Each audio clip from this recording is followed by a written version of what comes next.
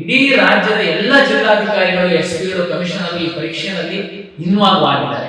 ಈ ಹಿಂದಿನ ಬೇರೆ ಬೇರೆ ರಾಜ್ಯಗಳದ್ದು ಬೇರೆ ಬೇರೆ ಪರೀಕ್ಷೆ ಸಂದರ್ಭದಲ್ಲಿ ಏನು ಕ್ವಶನ್ ಪೇಪರ್ ಲೀಕೇಜ್, ಟ್ರಾನ್ಸ್ಲೇಷನ್ ಗೊಂದಲಗಳು, ಮಿಸ್ ಪ್ರಿಂಟ್ ಏನಾದ್ರೂ ಆಗಿದೆಯಾ?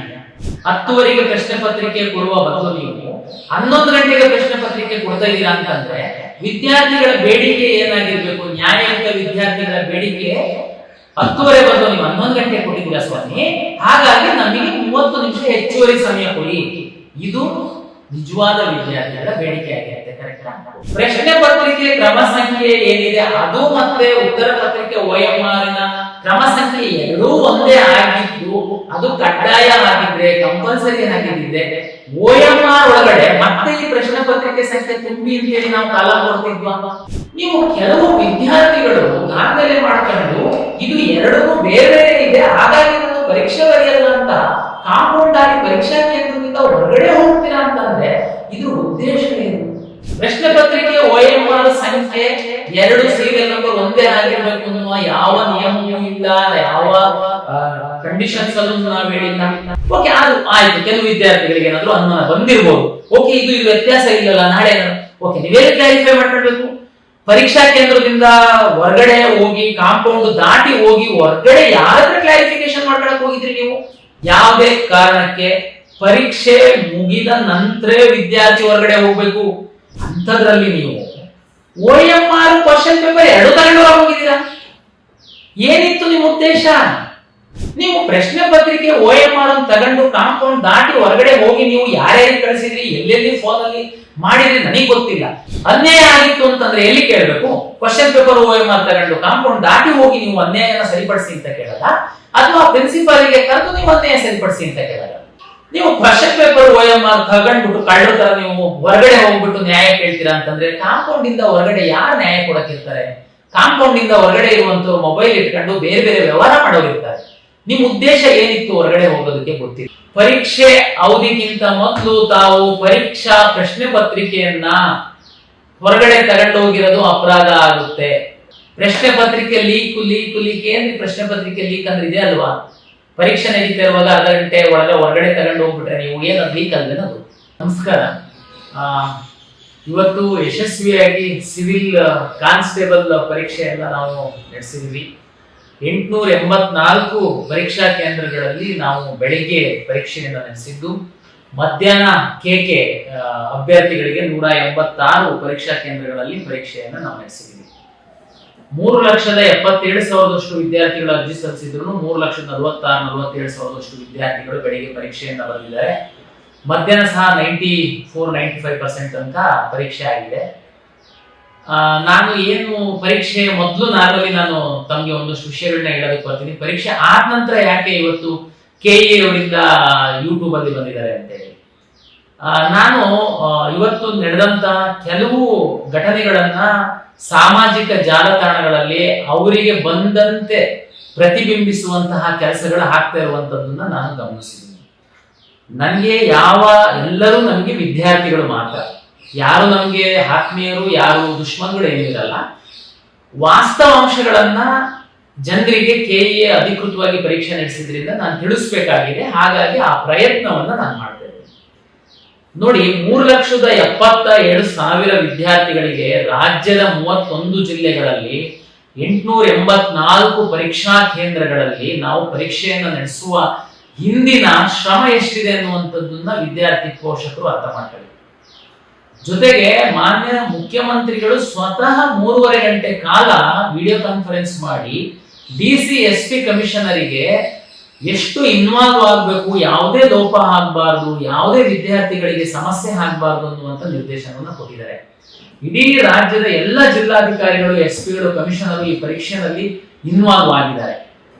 ಈಗ ಯಾವುದೋ ಒಂದು ಸಣ್ಣ ವಿಷಯಗಳನ್ನ ತಗೊಂಡ್ಬಿಟ್ಟು ಅವರಿಗೆ ಬೇಕಾದಂತೆ ಮನೆಯಲ್ಲಿ ಕೈಯಲ್ಲಿ ಮೊಬೈಲ್ ಇದೆ ಅಂತ ಸೋಷಿಯಲ್ ಮೀಡಿಯಾದಲ್ಲಿ ಬಾಯಿಗೆ ಬಂದಂತೆ ನೀವು ಬಿಂಬಿಸ್ಲಿಕ್ಕೆ ಹೊರಟು ಅಂತಂದ್ರೆ ಈ ಶ್ರಮಕ್ಕೆ ಪ್ರತಿಫಲ ಇರಲ್ವಾಗಿದೆ. ಮತ್ತೆ ಇದು ಈ ಹಿಂದಿನ ಬೇರೆ ಬೇರೆ ರಾಜ್ಯಗಳದ್ದು ಬೇರೆ ಬೇರೆ ಪರೀಕ್ಷೆ ಸಂದರ್ಭದಲ್ಲಿ ಏನು ಕ್ವಶನ್ ಪೇಪರ್ ಲೀಕೇಜು, ಟ್ರಾನ್ಸ್ಲೇಷನ್ ಗೊಂದಲಗಳು, ಮಿಸ್ ಪ್ರಿಂಟು ಏನಾದ್ರೂ ಆಗಿದೆಯಾ? ಎಷ್ಟು ಶ್ರಮ ಹಾಕಿ ನಾವು ಯಾವುದು ಅಗಚುರಿಯ ಹಾಕ್ದಂಗೆ ಮಾಡಿದ್ವಿ. ಓಕೆ, ಈಗ ನೇರವಾಗಿ ವಿಷಯಕ್ಕೆ ಬರ್ತೀನಿ. ಬಿಜಾಪುರ ಜಿಲ್ಲೆಯ ತ್ರಿಕೋಟ ತಾಲೂಕಿನಲ್ಲಿ ಒಂದು ಸೆಂಟರ್ ಅಲ್ಲಿ ವಿದ್ಯಾರ್ಥಿಗಳು 15 ನಿಮಿಷ ಲೇಟ್ ಆಗಿದೆ, 20 ನಿಮಿಷ ಲೇಟ್ ಆಗಿದೆ ಪ್ರಶ್ನೆ ಪತ್ರ. ಅವಾಗ ಆಕ್ಚುಲಿ ನಿಜವಾದ ವಿದ್ಯಾರ್ಥಿಗಳ ಬೇಡಿಕೆ ಏನಾಗಿರ್ಬೇಕು? 10:00 ಪ್ರಶ್ನೆ ಪತ್ರಿಕೆ ಕೊಡುವ ಬದಲು ನೀವು 11 ಗಂಟೆಗೆ ಪ್ರಶ್ನೆ ಪತ್ರಿಕೆ ಕೊಡ್ತಾ ಇದ್ದೀರಾ ಅಂತಂದ್ರೆ ವಿದ್ಯಾರ್ಥಿಗಳ ಬೇಡಿಕೆ ಏನಾಗಿರ್ಬೇಕು? ನ್ಯಾಯಯುತ ವಿದ್ಯಾರ್ಥಿಗಳ ಬೇಡಿಕೆ 10:30 ಬಂದು ನೀವು 11 ಗಂಟೆ ಕೊಟ್ಟಿದ್ದೀರಾ ಸ್ವಾಮಿ, ಹಾಗಾಗಿ ನಮಗೆ 30 ನಿಮಿಷ ಹೆಚ್ಚುವರಿ ಸಮಯ ಕೊಡಿ. ಇದು ನಿಜವಾದ ವಿದ್ಯಾರ್ಥಿಗಳ ಬೇಡಿಕೆ ಆಗಿರುತ್ತೆ. ಕರೆಕ್ಟಾ? ಏನಾಯ್ತು, ಪರೀಕ್ಷಾ ಕೇಂದ್ರದಲ್ಲಿ ಬಂದಾಗ OMR ಕೊಟ್ಟಿದ್ದಾರೆ, ನೀವು ತುಂಬಿ ಅಂತ. ಓಕೆ, ರಿಜಿಸ್ಟರ್ ನಂಬರು, ನೇಮ್ ಎಲ್ಲ ತುಂಬಿದ್ದಾರೆ. ದೆನ್ ಕ್ವಶನ್ ಪೇಪರ್ ಕೊಟ್ಟಿದ್ದಾರೆ. ಅವಾಗ ಅವರಿಗೆ ಅನ್ನಿಸ್ತು, ನೋಡಿ ನನ್ನ ಮುಂದೆ ಇದೆ, ಇದು OMR ಇದೆ, ಇವತ್ತಿನ ಪರೀಕ್ಷೆದು ಪ್ರಶ್ನೆ ಪತ್ರಿಕೆ ಇದೆ. ನೋಡಿ OMR ಅಲ್ಲಿ ಏನಿದೆ ಅಂತಂದ್ರೆ ದಿನಾಂಕ, ಅಭ್ಯರ್ಥಿಯ ಹೆಸರು, ನೋಂದಣಿ ಸಂಖ್ಯೆ, ವರ್ಷನ್ ಕೋಡ್, ಪ್ರಶ್ನೆ ಪತ್ರಿಕೆ ವರ್ಷನ್ ಕೋಡು, ಪ್ರಶ್ನೆ ಪತ್ರಿಕೆ ಕ್ರಮ ಸಂಖ್ಯೆ. ಒಂದು ವೇಳೆ ವಿದ್ಯಾರ್ಥಿಗಳ ಅರ್ಥ ಮಾಡ್ಕೊಳ್ಳಿ, ಪ್ರಶ್ನೆ ಪತ್ರಿಕೆ ಕ್ರಮ ಸಂಖ್ಯೆ ಏನಿದೆ ಅದು ಮತ್ತೆ ಉತ್ತರ ಪತ್ರಿಕೆ OMR ಕ್ರಮ ಸಂಖ್ಯೆ ಎರಡೂ ಒಂದೇ ಆಗಿದ್ದು ಅದು ಕಡ್ಡಾಯ ಆಗಿದ್ರೆ, ಕಂಪಲ್ಸರಿ ಆಗಿದ್ದಿದ್ರೆ OMR ಒಳಗಡೆ ಮತ್ತೆ ಈ ಪ್ರಶ್ನೆ ಪತ್ರಿಕೆ ಸಂಖ್ಯೆ ತುಂಬಿ ಅಂತೇಳಿ ನಾವು ಕಾಲಂ ಕೊಡ್ತಿದ್ವಾ? ಕಳೆದ 2.5 ವರ್ಷದಿಂದ ಪ್ರಾಧಿಕಾರದಲ್ಲಿ ನಾನು ಪರೀಕ್ಷೆಗಳನ್ನ ನಡೆಸ್ಕೊಂತ ಬಂದಿದ್ದೀನಿ. ಯಾವ್ದಾದ್ರು ಒಂದು ಪರೀಕ್ಷೆನಲ್ಲಿ OMR ಮತ್ತೆ ಪ್ರಶ್ನೆ ಪತ್ರಿಕೆ ಕ್ರಮ ಸಂಖ್ಯೆ ಒಂದೇ ಆಗಿರ್ಬೇಕು ಅಂತ ನಾವು ಇನ್ಸ್ಟ್ರಕ್ಷನ್ಸ್ ಕೊಟ್ಟಿದೀವ? ಅಂತದೊಂದು ಕಲ್ಪನೆನ ಯಾಕೆ ವಿದ್ಯಾರ್ಥಿಗಳು ಮಾಡ್ಕೊಂಡು ಇದು ಅದು ಇಲ್ಲ, ಇದು ಇಲ್ಲ, ಇದು ಬೇರೆ ಬೇರೆ ಇದೆ. ರಾಜ್ಯದ ಕೆಲವೇ ರಾಜ್ಯದಲ್ಲಿ ಎಲ್ಲೂ ಇರುವಂತಹ ಅನುಮಾನಗಳು ಈ ವಿದ್ಯಾರ್ಥಿಗಳಿಗೆ ಬಂತು. ಓಕೆ ಸರ್, ಬಂದ್ರೆ ಏನ್ ಮಾಡ್ಬೇಕು ವಿದ್ಯಾರ್ಥಿಗಳು? ಇದು ವ್ಯತ್ಯಾಸ ಇಲ್ಲ ಅಂತಂದ್ರೆ ಏನ್ ಮಾಡ್ಬೇಕು? ಆ ಕಾಲೇಜಿನ ಪ್ರಾಂಶುಪಾಲರು ಎಡ್ಡಿರ್ತಾರೆ, ಅವರಿಗೆ ಬರಕ್ ಹೇಳ್ಬೇಕು, ಅವರಿಗೆ ಕೇಳ್ಬೇಕು, ಅವರು ಸಮಸ್ಯೆನ ಬಗೆಹರಿಸ್ತಾರೆ. ಓಕೆ, ಅವ್ರು ಹೇಳಿದ್ದು ನಿಮಗೆ ನಂಬಿಕೆ ಇಲ್ಲ. ನಮ್ಮ ಡೆಪ್ಟಿ ಕಮಿಷನರು, ADC, AC ಎಲ್ಲರೂ ಫೀಲ್ಡ್ ಅಲ್ಲಿ ಇದ್ರು. ಇವತ್ತು ಅರ್ಧ ಗಂಟೆ ಒಳಗಡೆ 20 ನಿಮಿಷದೊಳಗಡೆ ಅವರು ಸಹ ಬರ್ತಿದ್ರು. ಇದು ಯಾವುದು ಮಾಡದೆ ಈ ಒಂದು ಪರೀಕ್ಷಾ ಕೇಂದ್ರದಲ್ಲಿ ನೀವು ಕೆಲವು ವಿದ್ಯಾರ್ಥಿಗಳು ದಾಂಧಲೆ ಮಾಡ್ಕೊಂಡು ಇದು ಎರಡೂ ಬೇರೆ ಬೇರೆ ಇದೆ, ಹಾಗಾಗಿ ನಾನು ಪರೀಕ್ಷೆ ಬರೆಯಲ್ಲ ಅಂತ ಕಾಂಪೌಂಡ್ ಆಗಿ ಪರೀಕ್ಷಾ ಕೇಂದ್ರದಿಂದ ಹೊರಗಡೆ ಹೋಗ್ತೀರಾ ಅಂತಂದ್ರೆ ಇದ್ರ ಉದ್ದೇಶ ಏನು ನನಗೆ ಅರ್ಥ ಆಗ್ತಾ ಇಲ್ಲ. ನೋಡಿ, ನಾವಾಗ ಹೇಳಿದೆ ಪ್ರಶ್ನೆ ಪತ್ರಿಕೆ ಲೇಟ್ ಕೊಟ್ಟಿದ್ದಾರೆ. ಓಕೆ, ನಿಮ್ಮ ಬೇಡಿಕೆ ಲೇಟ್ ಕೊಟ್ಟಷ್ಟು ಸಮಯನ ನನಗೆ ಕೂಡಿಸಿ ಕೊಡ್ಬೇಕು. ಕರೆಕ್ಟಾ? ಅದು ನಾವು ಕೊಡ್ಬೇಕು. ನಮ್ ತಪ್ಪಾಗಿದ್ರೆ ಲೇಟಾಗಿ ಕೊಡೋದು ನಾವು ಕೊಡ್ಬೇಕಾಗತ್ತೆ. ಪ್ರಶ್ನೆ ಪತ್ರಿಕೆ OMR ಸಂಖ್ಯೆ 2 ಸೀರಿಯಲ್ ನಂಬರ್ ಒಂದೇ ಆಗಿರ್ಬೇಕು ಅನ್ನುವ ಯಾವ ನಿಯಮವೂ ಇಲ್ಲ, ಯಾವ ಕಂಡೀಷನ್ಸ್ ಅಲ್ಲೂ ನಾವು ಹೇಳಿಲ್ಲ. ಅದಕ್ಕೇನೆ ನಾವು OMR ಅಲ್ಲಿ ಪ್ರಶ್ನೆ ಪತ್ರಿಕೆದು ವರ್ಷನ್ ಕೋಡ್ ತುಂಬಿಸ್ಕೊಂತ ಇದೀವಿ. ಓಕೆ, ಅದು ಆಯ್ತು. ಕೆಲವು ವಿದ್ಯಾರ್ಥಿಗಳಿಗೆ ಏನಾದ್ರು ಅನುಮಾನ ಬಂದಿರಬಹುದು. ಓಕೆ, ಇದು ವ್ಯತ್ಯಾಸ ಇಲ್ಲಲ್ಲ, ನಾಳೆ ಓಕೆ, ನೀವೇನು ಕ್ಲಾರಿಫೈ ಮಾಡ್ಕೊಳ್ಬೇಕು? ಪರೀಕ್ಷಾ ಕೇಂದ್ರದಿಂದ ಹೊರಗಡೆ ಹೋಗಿ ಕಾಂಪೌಂಡ್ ದಾಟಿ ಹೋಗಿ ಹೊರಗಡೆ ಯಾರಾದ್ರೂ ಕ್ಲಾರಿಫಿಕೇಶನ್ ಮಾಡ್ಕೊಳಕ್ ಹೋಗಿದ್ರಿ ನೀವು? ಪ್ರಾಂಶುಪಾಲರು ಒಳಗಡೆ ಇದ್ರು, ಇನ್ವಿಜಿಲೇಟರ್ ಒಳಗಡೆ ಇದ್ರು, ಫೋನ್ ಮಾಡಿದ್ರೆ DC ಓಡಿ ಬರೋರಲ್ಲಿಗೆ. ನೀವು ಕಾಂಪೌಂಡ್ ನೆಗೆದು, ಓಕೆ ಕಾಂಪೌಂಡ್ ನೆಗೆದು ಏನಿದೆ ನಿಮ್ಮ ಹಾಲ್ ಟಿಕೆಟ್ ಅಲ್ಲಿ ಹಿಂದೆ ತಾವು ತೆಗೆದು ನೋಡಿ. ಎಲ್ಲ ವಿದ್ಯಾರ್ಥಿಗಳು ಬಹಳ ಸ್ಪಷ್ಟವಾಗಿ ಹೇಳಿದೀವಿ, ಯಾವುದೇ ಕಾರಣಕ್ಕೆ ಪರೀಕ್ಷೆ ಮುಗಿದ ನಂತರ ವಿದ್ಯಾರ್ಥಿ ಹೊರಗಡೆ ಹೋಗ್ಬೇಕು. ಕೆಲವೊಮ್ಮೆ ಏನಾಗುತ್ತೆ, ತುಂಬಾ ಇಂಟೆಲಿಜೆಂಟ್ ಇರೋ ವಿದ್ಯಾರ್ಥಿ 1.5 ಗಂಟೆ ಬದಲು 1 ಗಂಟೆಗೆ ಪರೀಕ್ಷೆ ಬರೀತಾನೆ ಅಂತ ಅನ್ಕೊಳ್ಳೋಣ, ಆದ್ರೂ ಅವನು ಹೊರಗಡೆ ಹೋಗಂಗಿಲ್ಲ. ನಮ್ದು ನಿಯಮ, ನೀವು ಕೂರ್ಲೇಬೇಕು ಪರೀಕ್ಷೆ ಮುಗಿಯತ್ತಂತ. ಅಂಥದ್ರಲ್ಲಿ ನೀವು OMR ಕ್ವಶನ್ ಪೇಪರ್ 2 ತಗೊಂಡು ಹೋಗಿದ್ದೀರಾ? ಏನಿತ್ತು ನಿಮ್ಮ ಉದ್ದೇಶ? ರಾಜ್ಯದಲ್ಲಿ 3,77,000 ವಿದ್ಯಾರ್ಥಿಗಳು ಪರೀಕ್ಷೆ ಬರೀತಿರುವಾಗ ನಿಮ್ಮ ಸೆಂಟ್ರಲ್ಲಿ 314 ವಿದ್ಯಾರ್ಥಿಗಳಿದ್ದಾರೆ. ನೀವು ಅಲ್ಲಿ ಆ ಸೆಂಟ್ರಲ್ಲಿ ಸಹ 120 ವಿದ್ಯಾರ್ಥಿಗಳು ಒಳಗಡೆ ಶಾಂತ ರೀತಿಯಲ್ಲಿ ಕೂತು ಪ್ರಾಂಶುಪಾಲರ ಮಾತನ್ನು ಕೇಳಿ, ಕೊನೆಗೆ DC ಹೋದ್ಮೇಲೆ ಸಹ ಕೇಳಿ, ಆಯ್ತು ಸರ್ ನೀವು ಡಿಲೇ ಅಂತೂ ಆಗಿದೆ, ಈ ಗೊಂದಲದಿಂದ ನಮಗೆ ಸಮಯ ಕೊಡಿ ಅಂತ ಹೇಳೋದಿಗೆ ಅವರು ಸಮಯನೂ ಕೊಟ್ಟಿದ್ದಾರೆ, ಪರೀಕ್ಷೆ ಬರೆದಿದ್ದಾರೆ. ನೀವು ಪ್ರಶ್ನೆ ಪತ್ರಿಕೆ OMR ತಗೊಂಡು ಕಾಂಪೌಂಡ್ ದಾಟಿ ಹೊರಗಡೆ ಹೋಗಿ ನೀವು ಯಾರ್ಯಾರು ಕಳಿಸಿದ್ರಿ, ಎಲ್ಲೆಲ್ಲಿ ಫೋನ್ ಅಲ್ಲಿ ಮಾಡಿದ್ರಿ ನನಗೆ ಗೊತ್ತಿಲ್ಲ. ಮತ್ತೆ ನೀವು ಹೇಳ್ತೀರಾ ದೊಡ್ಡ ಘೋರ ಅನ್ಯಾಯ, ಏನ್ ತಪ್ಪಾಗಿದೆ? ದಯಮಾಡಿ ಕ್ಲಾರಿಫೈ ಮಾಡಿ. ನಾನು ಈ ವಿದ್ಯಾರ್ಥಿಗಲ್ಲ, ರಾಜ್ಯದ ಎಲ್ಲ ವಿದ್ಯಾರ್ಥಿಗಳಿಗೆ ನಾನು ಹೇಳ್ತೀನಿ, ನೋಡಿ ಈ ಪರೀಕ್ಷೆ ಮಾಡುವಂತದ್ದೇನಿದೆ ಅಷ್ಟು ಕಷ್ಟದ ಕೆಲಸ ಇದೆ, ಇವತ್ತು ಅಷ್ಟು ಚಾಲೆಂಜಿಂಗ್ ಇದೆ. ಇಷ್ಟು ಶ್ರಮ ಹಾಕಿ ನಾವು ಪರೀಕ್ಷೆಯನ್ನ ಮಾಡಿದ್ದು ಉದ್ದೇಶ ಯಾರು ಕಷ್ಟಪಟ್ಟು ಓದಿರೋರು ಸಿಸ್ಟಮ್ ಒಳಗಡೆ ಬರಬೇಕು ಅಂತ. ಇದರಲ್ಲಿ ಸರ್ಕಾರ, ಮಾನ್ಯ ಮುಖ್ಯಮಂತ್ರಿಗಳು ಸ್ವತಃ ಗೃಹ ಸಚಿವರು ಕೂತು 3.5 ಗಂಟೆ ವಿಸಿ ಮಾಡಿ ಡಿಸಿಗೆ ಲೋಪ ಆಗ್ಬಾರ್ದು ಅಂತ ಮಾಡ್ತಾರೆ. ಎಲ್ಲಾ ಡಿಸಿಸು ನಾವು ಸೇರಿದಂತೆ ನಿರಂತರವಾಗಿ ನಾವು ಕಷ್ಟಪಡ್ತಾ ಇದ್ದೀವಿ. ನೀವು ಒಂದು ಸೆಂಟರ್ ಅಲ್ಲಿ ನಿಮಗೆ ತಾಳ್ಮೆ ಇಲ್ಲ, ನಿಮ್ಮ ಉದ್ದೇಶ ಏನಿತ್ತು, ಅಪ್ಲಿಕೇಶನ್ ಹಾಕೋದಕ್ಕೆ 750 ರೂಪಾಯಿ ಅಷ್ಟೇ ಇದೆ ನಮ್ದು. ನೀವು ಯಾವ ಉದ್ದೇಶ ಇಟ್ಕೊಂಡು ಅಪ್ಲಿಕೇಶನ್ ಹಾಕಿ ಕೆಲವರು ಬಂದು ಈ ತರ ಮಾಡ್ಬಿಟ್ರೆ ನಾವು ಸ್ಟೂಡೆಂಟ್, ನಮಗೆ ಅನ್ಯಾಯ ಆಗಿದೆ. ಸ್ವಾಮಿ ಏನ್ ಅನ್ಯಾಯ ಆಗಿದೆ? ಕ್ಲಾರಿಫೈ ಮಾಡಿ, ಏನ್ ಅನ್ಯಾಯ ಆಗಿದೆ ಅಂತ.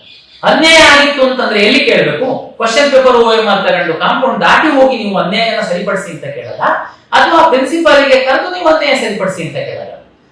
ದಯಮಾಡಿ ನಾನು ವಿನಂತಿಯನ್ನ ಮಾಡ್ತೀನಿ ಎಲ್ಲ ವಿದ್ಯಾರ್ಥಿಗಳಿಗೆ, ನೀವು ಅನವಶ್ಯಕವಾಗಿ ನೀವು ಪ್ರಾಧಿಕಾರದ ಮೇಲೆ, ಸರ್ಕಾರದ ಮೇಲೆ ಎಲ್ಲ ಗೂಬೆ ಕೂರ್ಸೋದಕ್ಕೆ ಹೋಗ್ಬೇಡಿ. ನಮ್ದು ತಪ್ಪಿತ್ತ ಹೇಳಿ ಸರಿಪಡಿಸೋಣ. ಕೆಲವು ಸೆಂಟರ್ ಅಲ್ಲಿ ಹೌದು ನಮ್ದು ಅಷ್ಟು ಪ್ಯಾಕಿಂಗ್ ಸಿಸ್ಟಮ್ ಇತ್ತು, ಓಪನ್ ಮಾಡೋದು ಸ್ವಲ್ಪ ತಡ ಆಯ್ತು, ಡಿಸ್ಟ್ರಿಬ್ಯೂಷನ್ ಟೈಮ್ ಅಲ್ಲಿ ಸ್ವಲ್ಪ ತಡ ಆಯ್ತು, ಓಕೆ, ಡಿಸಿಸಿಗೆ ಸಂಪೂರ್ಣ ಅಧಿಕಾರ ಕೊಟ್ಟಿದ್ವಿ.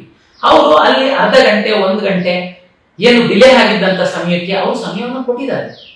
ಯಾಕೆಂತಂದ್ರೆ ಒಳಗಡೆ ಬಂದು ಕೂತಿದ್ದಾರೆ, ಸಮಯ ಅರ್ಧ ಗಂಟೆ ಲೇಟ್ ಕೊಟ್ಟಾಗ ಅರ್ಧ ಗಂಟೆ. ಅದು ನ್ಯಾಯ, ಅದು ನಾವು ವಿದ್ಯಾರ್ಥಿಗಳಿಗೆ ಕೊಡುವಂತದ್ದು ನ್ಯಾಯ.